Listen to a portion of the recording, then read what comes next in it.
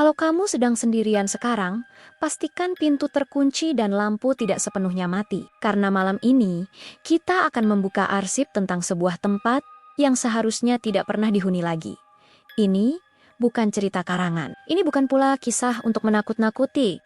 Semua yang akan kamu dengar adalah potongan, laporan, kesaksian, dan cerita yang selama bertahan-tahan hanya disimpan sebagai arsip. Selamat datang di Arsip Horor.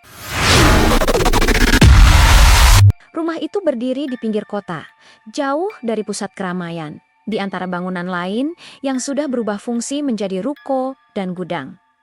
Dari luar, tidak ada yang terlihat aneh. Catnya memang kusam, pagarnya berkarat, dan halaman depannya ditumbuhi rumput liar setinggi lutut orang dewasa. Tapi jika dilihat sekilas, rumah itu terlihat seperti rumah tua pada umumnya. Masalahnya bukan pada bentuknya, melainkan pada sejarahnya. Rumah itu sudah lebih dari 20 tahun, tidak pernah benar-benar dihuni.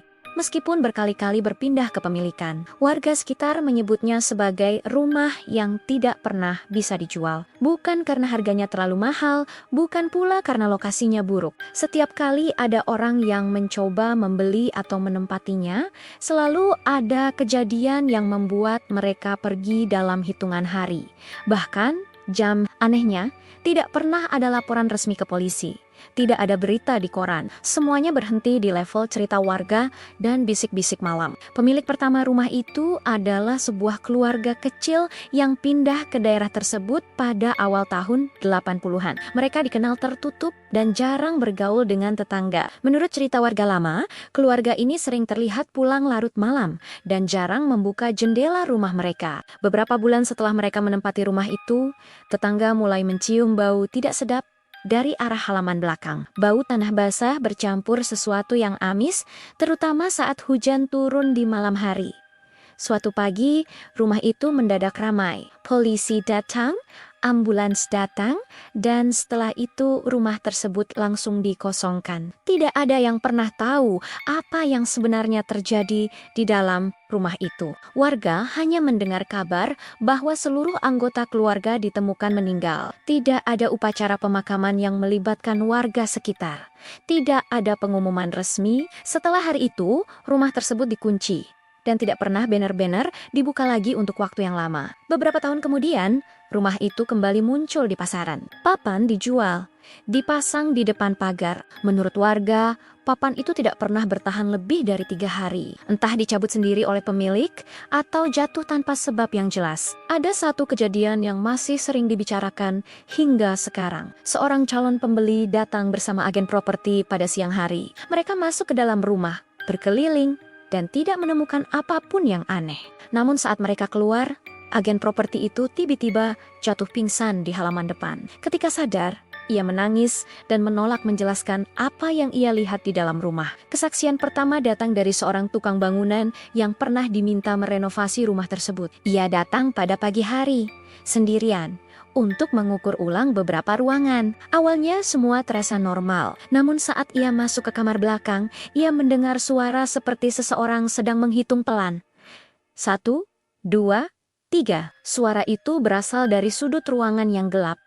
Padahal tidak ada siapapun di sana. Ia mencoba mengabaikannya dan mulai memasang paku di dinding. Anehnya, setiap paku yang ia pasang di ruangan itu selalu bengkok silualala menabrak sesuatu yang keras di balik tembok.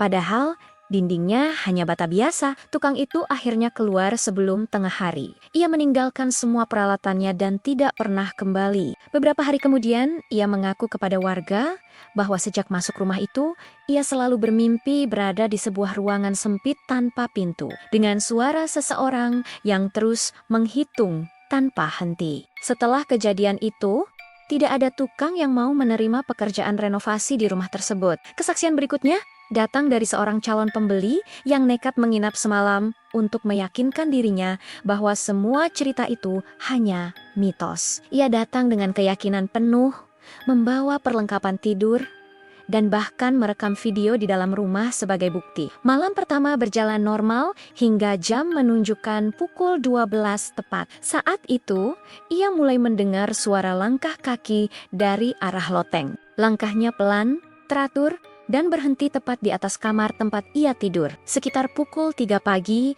ia terbangun karena mendengar suara ketukan. Bukan dari pintu kamar, melainkan dari dalam lemari.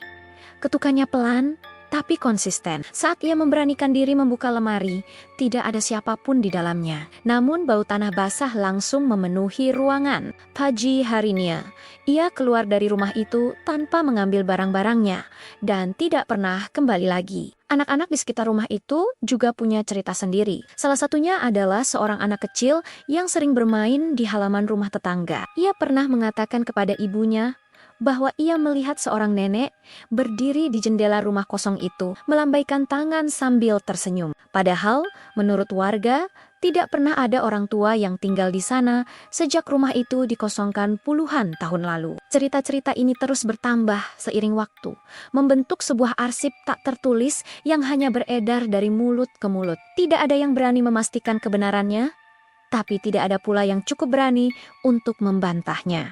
Beberapa tahun lalu seorang warga menemukan dokumen lama yang tersimpan di kantor kelurahan. Dokumen itu adalah salinan surat kepemilikan rumah tersebut dari tahun 80-an. Di dalamnya terdapat catatan kecil yang tidak pernah dibicarakan sebelumnya. Rumah itu dibangun di atas bekas sumur tua yang sudah ada sejak puluhan tahun sebelumnya. Sumur itu ditutup dan ditimbun tanah sebelum rumah dibangun, tanpa ritual atau proses khusus yang biasanya dilakukan warga setempat. Lebih aneh lagi, denah rumah yang tercatat di dokumen resmi tidak sepenuhnya sesuai dengan bentuk rumah yang ada sekarang. Ada satu ruangan yang tidak tercantum di dalam gambar IMB. Ruangan itu berada di bagian belakang rumah, dan ukurannya terasa lebih besar dari yang terlihat dari luar. Beberapa orang yang pernah masuk ke ruangan itu mengaku merasa pusing, mual, dan kehilangan orientasi waktu. Warga sekitar kemudian mengaitkan rumah itu dengan sebuah urban legend lama tentang sosok yang mereka sebut sebagai yang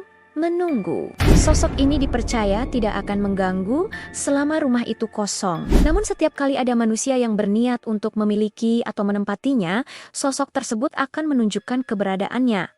Ciri-cirinya selalu sama. Seorang perempuan tua, rambut panjang basah, berdiri diam di sudut ruangan tanpa wajah yang jelas. Ada beberapa pantangan yang masih dipegang warga hingga sekarang. Jangan menyebut nama pemilik lama rumah itu. Jangan masuk ke dalam rumah setelah maghrib. Dan yang paling penting, jangan pernah membuka kamar belakang sendirian. Konon, kamar itulah yang menjadi pusat dari semua kejadian aneh yang pernah terjadi. Klimaks dari arsip ini terjadi pada pemilik terakhir yang tercatat secara resmi. Ia adalah seorang pria yang tidak percaya pada cerita mistis. Ia membeli rumah itu dengan harga jauh di bawah pasaran dan berniat tinggal di sana untuk membuktikan bahwa semua cerita hanyalah mitos. Malam pertama, ia merekam suara di dalam rumah sebagai dokumentasi. Rekaman itu kemudian ditemukan oleh kerabatnya beberapa hari setelah ia menghilang. Di dalam rekaman tersebut, terdengar suara pria itu berbicara sendiri, seolah sedang berdialog dengan seseorang. Tidak ada suara lain yang terekam, kecuali napasnya yang semakin berat. Di menit-menit terakhir, terdengar ia mengucapkan satu kalimat dengan suara gemetar. Rumah ini bukan untuk orang hidup. Setelah itu, rekaman berhenti. Ketika warga dan aparat datang ke rumah itu, semua barang milik pria tersebut masih ada di dalam. Tidak ada tanda perlawanan. Tidak ada jejak keluar. Pintu rumah terkunci dari dalam. Sejak hari itu, rumah tersebut kembali kosong. Tidak ada lagi papan dijual. Tidak ada lagi orang yang mencoba masuk. Rumah itu kembali menjadi bagian dari arsip, menunggu untuk diceritakan kembali. Tidak semua tempat menolak manusia dengan cara yang kasar. Beberapa hanya memberi tanda. Cukup jelas bagi mereka yang mau memperhatikan. Arsip ini tidak bertujuan untuk membuatmu takut, tapi untuk mengingatkan bahwa tidak semua hal harus dicoba untuk dibuktikan. Jika kamu menikmati arsip ini, pastikan kamu kembali di episode berikutnya, karena masih banyak tempat lain yang menyimpan cerita. Dan tidak semuanya ingin ditemukan. Ini adalah arsip horor.